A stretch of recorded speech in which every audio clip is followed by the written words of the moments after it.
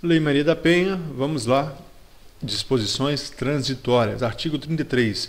Enquanto não estruturados juizados de violência doméstica e familiar contra a mulher, as varas criminais acumularão as competências civil e criminal para conhecer e julgar as causas decorrentes da prática de violência doméstica e familiar contra a mulher, observadas previsões no título 4 dessa lei, subsidiada pela legislação processual pertinente. Parágrafo único. Será garantido o direito de preferência nas varas criminais para o processo e o julgamento das causas referidas no caput.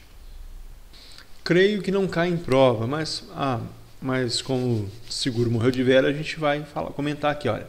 Enquanto não estruturados, juizados de violência doméstica e familiar contra a mulher. Então, as varas criminais da justiça comum que tem ali na sua cidade, ela vai acumular as competências civil e criminal para conhecer e julgar as causas decorrentes da prática de violência doméstica e familiar contra a mulher. Então, o juiz de direito ali do fórum da sua cidade vai receber todas as causas cíveis, como, por exemplo, questões patrimoniais, criminais, no caso de violência, por exemplo, lesão corporal contra a mulher. Ele vai vai julgar e deverá ser observado as previsões do título 4. O título 4 fala dos procedimentos judiciais, como que será tramitado. Nós já estudamos, nós já falamos sobre ele. Então, é muito tranquilo. Enquanto não for criado, o juiz ali da comarca da sua cidade vai assumir a competência civil e criminal para julgar e conhecer essas causas. Parágrafo único. Aqui está falando no finalzinho aqui, ó, subsidiada pela legislação processual pertinente. Então, subsidiariamente, será aplicada a legislação processual. Por exemplo, existe algum processo, um procedimento que não está previsto nessa Lei Maria da Penha. Então, há um buraco, há um abismo a ser preenchido. Então, usa o Código de Processo Penal, o que tiver escrito nele, para tramitar aquele procedimento. Não tem muito interesse para a nossa prova. Parágrafo único.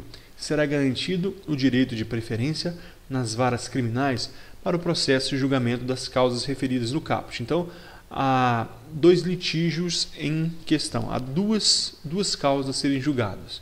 Uma de violência contra a mulher e outra de furto. Vai passar na frente. A de violência contra a mulher terá preferência nessas varas criminais. Por quê? Porque os processos criminais, eles demoram, eles levam tempo para ser julgado. Então, a lei diz que vai passar na frente, preferencialmente nas varas criminais, para o processo e julgamento dessas causas de violência contra a mulher. Artigo 34, disposições finais. A instituição dos juizados de violência doméstica e familiar contra a mulher poderá ser acompanhada pela implantação das curadorias necessárias e do serviço de assistência judiciária. Então, pessoal, quando poderão ser criadas curadorias necessárias para o serviço de assistência judiciária. Imagina que é necessário ali criar uma curadoria para proteger, para a guarda e acompanhamento dos menores. Imagine que há uma situação de violência, o pai foi preso, a mulher foi internada, está incapacitada. Então, poderá ser criado curadorias. Curadores serão ali designados para cuidar desses menores. Artigo 35. A União, o Distrito Federal, os Estados e os municípios poderão criar e promover no limite das suas respectivas competências. Estamos falando dos outros entes da Federação. Ora, nós temos a União, nós já falamos que essa Lei Maria da Penha é uma lei federal, mas essa própria lei traz ao Distrito Federal, os estados e municípios, bem como a União, de acordo com as suas competências. Olha, o que pode ser criado? Inciso 1. Centros de atendimento integral e multidisciplinar para as mulheres e respectivos dependentes em situação de violência doméstica e familiar. O que vem a ser centro de atendimento integral?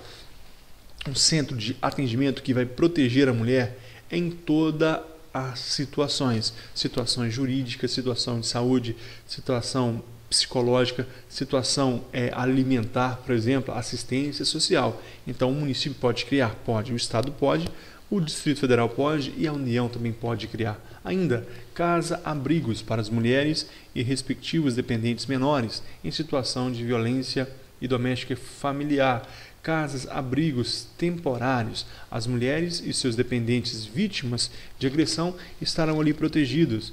Ainda delegacias, núcleos de defensoria pública, serviço de saúde e centros de perícia médico-legal especializados no atendimento à mulher em situação de violência doméstica e familiar. Já existe delegacias de proteção a mulheres, ainda núcleos de defensoria pública. Defensores públicos vão trabalhar especificamente nesses casos. Serviço de saúde e centro de perícia médico-legal especializado no atendimento à mulher em situação de violência familiar.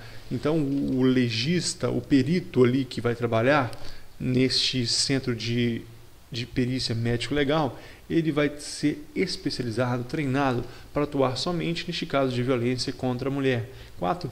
Programas e campanhas de enfrentamento da violência doméstica e familiar. Programas para que essas mulheres que forem vítimas ou estão sendo ameaçadas, elas possam ter um treinamento, a capacitação, como se comportar, como enfrentar essa situação de violência.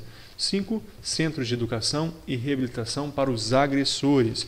O juiz pode obrigar o agressor a frequentar esses centros e eles serão ali educados para que mudem a sua postura, para que possam ser reabilitados. Então, no âmbito municipal, estadual, distrital ou âmbito da União, âmbito nacional, poderão ser criados estes centros, essas casas, delegacias, programas e centros de educação. Tranquilo? Artigo 36. A União, os Estados, o Distrito Federal e os municípios promoverão a adaptação de seus órgãos e de seus programas às diretrizes e os princípios desta lei. Órgãos de saúde, por exemplo, programas assistenciais serão adaptados aos princípios dessa lei. Proteção à mulher em situação de violência. Artigo 37. A defesa dos interesses e direitos transindividuais previstos nessa lei poderá ser exercida concorrentemente pelo Ministério Público e por associação de atuação na área regularmente constituída há pelo menos um ano nos termos da legislação civil. Pode existir, portanto, guarde isso para a prova, associações que foram fundadas há pelo menos um ano, associações com pelo menos um ano de funcionamento, poderão ser, essas associações, se elas existirem há pelo menos um ano, elas poderão atuar concorrentemente, ao mesmo tempo com o Ministério Público, nos interesses e direitos transindividuais, interesses difusos, interesses de não só de uma pessoa, que ultrapassa o direito de uma pessoa, é um direito difuso, é um direito que abrange a todos. Então, a defesa desses interesses e direitos poderão ser exercida concorrentemente. Essa palavrinha pode cair na prova. Concorrentemente pode ser exercida ao mesmo tempo pelo Ministério Público e por associação destinada a este fim. Parágrafo único. O requisito da pré-constituição poderá ser dispensado pelo juiz quando entender que não há outra entidade com representatividade adequada para o ajuizamento da demanda coletiva. Portanto, o juiz, ao perceber que é necessário essa associação, que ela vai fazer um bem e que não há outra em funcionamento que possa acolher aquela demanda, ele pode dispensar esse requisito da pré-constituição, ou seja, menos de um ano. Então, na hora da prova, a associação, em qualquer hipótese, poderá defender direitos transindividuais, desde que seja constituído há pelo menos um ano. Então, não, na realidade, se o juiz entender que é necessário, não há outra instituição que acolha aquela demanda, o juiz pode dispensar esse requisito, esse pré-requisito de pelo menos um ano. Guarde que esse requisito para uma associação defender esse direito é pelo menos um ano de funcionamento, mas o juiz pode dispensar esse requisito de pré-constituição. Ou seja, se o juiz decidir, não é necessário que essa associação tenha um ano de funcionamento. Tranquilo? Então vamos lá. 38. As estatísticas sobre a violência doméstica e familiar contra a mulher serão incluídas nas bases de dados dos órgãos dos órgãos oficiais do Sistema de Justiça e Segurança, a fim de subsidiar o Sistema Nacional de Dados e informações relativos à mulher, estatísticas sobre violência familiar contra a mulher. Quem tem a gênese, quem tem esses dados por origem? O Ministério Público. Dados do Ministério Público vão alimentar esse sistema de justiça e segurança a fim de subsidiar o Sistema Nacional de Dados e Informações relativos a mulheres. Pega lá do Ministério Público, manda para o Sistema de Justiça e Segurança, que vai alimentar esse Sistema Nacional de Dados e Informações relativos às mulheres. Parágrafo único. As Secretarias de Segurança Pública dos Estados e do Distrito Federal poderão remeter suas informações criminais para a base de dados do Ministério da Justiça. Tem município aqui, pessoal? Não tem. As secretarias dos estados e Distrito Federal. O Distrito Federal ele é equiparado a estado constitucionalmente. Então, essas secretarias de segurança pública dos estados e Distrito Federal poderão remeter suas informações criminais para a base de dados do Ministério da Justiça. Artigo 39. A União, os estados, o Distrito Federal e os municípios, no limite de suas competências e nos termos das respectivas leis de diretrizes orçamentárias, a LDO, poderão estabelecer dotações orçamentárias específicas em cada exercício financeiro para implementação das medidas estabelecidas nesta lei. Isso aqui é matéria de administração financeira e orçamentária. Então, cada ente da federação, todos os 4 entes, União, Estado, Distrito Federal e municípios. Todos estes entes ele tem as suas leis, plano plurianual, lei de diretrizes orçamentárias e lei orçamentária anual. A União tem sua própria, o Estado tem a sua própria, o Distrito Federal e o município também tem sua própria, plano plurianual, lei de diretrizes orçamentária e lei orçamentária anual, uma servindo de norte para a outra. Portanto, no limite das suas competências, o município só ali para o município, o Estado somente para o seu Estado e nos termos das respectivas leis de diretrizes orçamentárias. Então, de acordo com a LDO de cada um, a LDO do Estado e a LDO do município, Lei de Diretrizes Orçamentárias Municipais e Estaduais e também da União, eles poderão estabelecer dotações orçamentárias específicas, ou seja, olha, eu defino aqui que eu vou gastar tanto em cada exercício financeiro, em cada ano.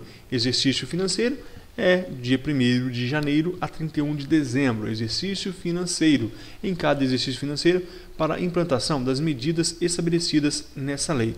Então eu vou jogar eu sou o município de Viçosa. Eu vou colocar aqui na minha lei de diretrizes orçamentárias quanto que eu pretendo gastar aqui em programas para proteger a mulher contra a violência doméstica e familiar. Basicamente isso. Continuando, artigo 40. As obrigações previstas nessa lei não excluem outras decorrentes dos princípios por ela adotados. Portanto, essa não é taxativa. Outros princípios que visam proteger a mulher.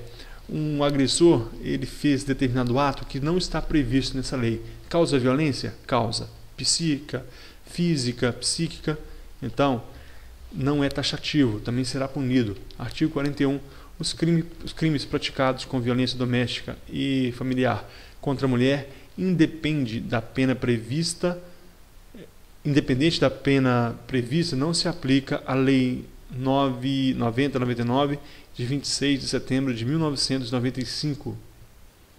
Essa Lei 9.099 de setembro de 95, ela cria os juizados especiais e criminais, órgãos da justiça ordinária, criados pela União, etc, etc. No artigo 2º dessa lei vem dizer o seguinte, que o processo ele orientará pelo critério da oralidade, simplicidade, informalidade, economia processual, conciliação ou transação. Então não se aplica isso. Pelo contrário, o negócio aqui é bruto. No caso de violência contra a mulher, não será suave, não será simplificado, não haverá conciliação. violência contra a mulher será punido de forma rígida conforme os termos dessa lei, ok? Então, aos crimes praticados com a violência doméstica e familiar contra a mulher, independentemente da pena prevista, independe se foi uma pena mínima, não será aplicado os juizados especiais, não será aplicado essas possibilidades de transação, de conciliação, etc. Artigo 42. O artigo 313 do decreto 3689 de outubro de 41, Código de Processo Penal, passa a vigorar acrescido do seguinte inciso 4º. Artigo 313, inciso 4º. Se o crime envolver violência doméstica e familiar contra a mulher, nos termos da lei específica, para garantir a execução das medidas protetivas de urgência. O artigo 313 do Código de Processo Penal diz o seguinte: em qualquer das circunstâncias previstas no artigo anterior, será admitida a decretação da prisão preventiva nos crimes dolosos, e acrescenta-se o inciso 4º. Se o crime envolver violência doméstica e familiar contra a mulher, nos termos da lei específica, para garantir a execução das medidas protetivas de urgência. Portanto, estamos falando de prisão preventiva. Vai ficar preso, filho, violentou, cometeu violência contra a mulher, prisão preventiva nele, ok? E eu sei, por experiência própria, quantos presos chegam na nossa unidade por causa de violência contra a mulher, prisão preventiva. Artigo 43. A linha F do inciso 2 do artigo 61, Decreto-Lei nº 2848 de 1940, Código Penal, passa a vigorar com a seguinte redação: artigo 61, inciso 2, a linha F, com abuso de autoridade ou prevalecendo-se de relações domésticas, de coabitação ou de hospitalidade ou com violência contra a mulher, na forma da lei específica. Vejamos. São circunstâncias que sempre agravam a pena quando não constitui ou qualifica o crime. Então, circunstâncias que agravam a pena. É o artigo 61.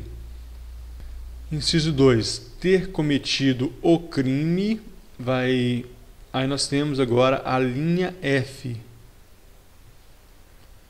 Com abuso de autoridade ou prevalecendo-se de relações domésticas, de coabitação ou de hospitalidade ou com violência contra a mulher, na forma desta lei específica. Portanto, então, pessoal, são situações que agravam a pena. Cometeu qualquer crime com abuso de autoridade, prevalecendo de relações domésticas ou de coabitação ou de hospitalidade ou com violência contra a mulher. Então, em qualquer dessas hipóteses, será um agravante da pena, foi acrescentado no Código Penal. Artigo 44. O artigo 129 do Código Penal passa a vigorar com as seguintes alterações. Artigo 129, parágrafo 9º. Se a lesão for praticada contra ascendente, descendente, irmão, cônjuge ou companheiro, ou com quem conviva ou tenha convivido, ou ainda prevalecendo-se o agente das relações domésticas, de coabitação e de hospitalidade, pena, detenção de 3 meses a 3 anos. Pessoal, o artigo 129 fala da lesão corporal. O título desse inciso 9º é aumento de pena. Então, haverá aumento de pena quando se a lesão for praticada contra ascendente, mãe, descendente, irmão, cônjuge, companheiro ou com quem conviva ou tenha convivido, ou ainda prevalecendo o agente das relações domésticas de coabitação ou hospitalidade, ok? E nós temos mais um agravante ainda, olha, na hipótese do parágrafo 9º, parágrafo 11, olha, na hipótese do parágrafo 9º deste artigo, a pena será aumentada de 1/3 se o crime for cometido contra pessoa portadora de deficiência ou pessoa com deficiência, também será correto. Então, é nova redação. Então, guarde isso.